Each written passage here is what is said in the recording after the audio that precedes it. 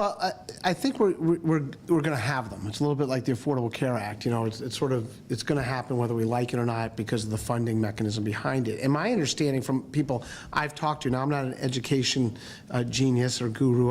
Like we all send our kids to school and we all try and get involved in what we think is good and what we think is bad about our current system. But from talking to people and educators, and I've been meeting with a lot of them, there really seems to be universal agreement that the Common Core standards will be a good thing. Because of the flexibility that each state has within the implementation of it.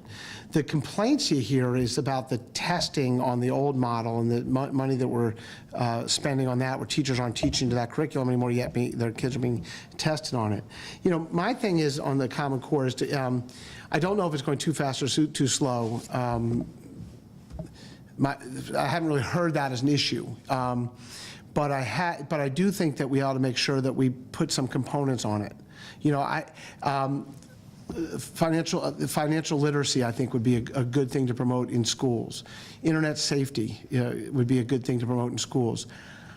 I think we ought to have gym, physical education. We used to have when we were kids. I know it sounds goofy, but I think we ought to have that, and a focus on the arts that we used to have.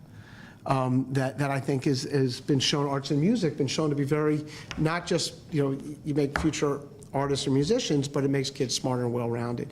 So I think the implementation of the Common Core, I say this, will give us an opportunity to build on it, really look at our curriculum anew, and be able to make changes. So. I guess that's what I would have to say about it. I think it's a good thing from what I understand, but I think we should make sure that Maryland is really embracing it and making sure it's individual to our state of the needs that we think we have.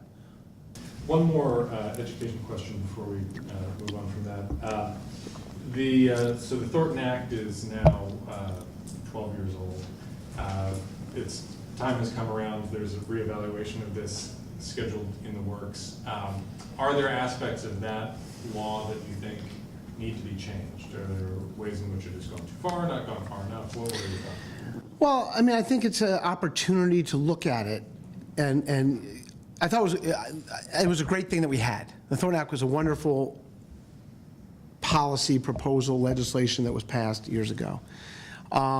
I do think this will provide us an opportunity to see where we are and where we're going. What are our needs and going forward? You know, Baltimore City got its school construction, and that's great, and we have to make sure it gets phase 2 of it. But there are other places that also want to have new schools. By the way, I'm as much as I want to have new schools, I think it's great, and I want to make, there's a couple things on that. I think we should make sure that when those schools are being built, that they're being built by people that live where the schools are being built, in the neighborhoods in the state. But also, you know, we should look at some of the other places as well that need to have new schools, and then really dig into what's going on inside the schools, because that, to me, is where our issues are.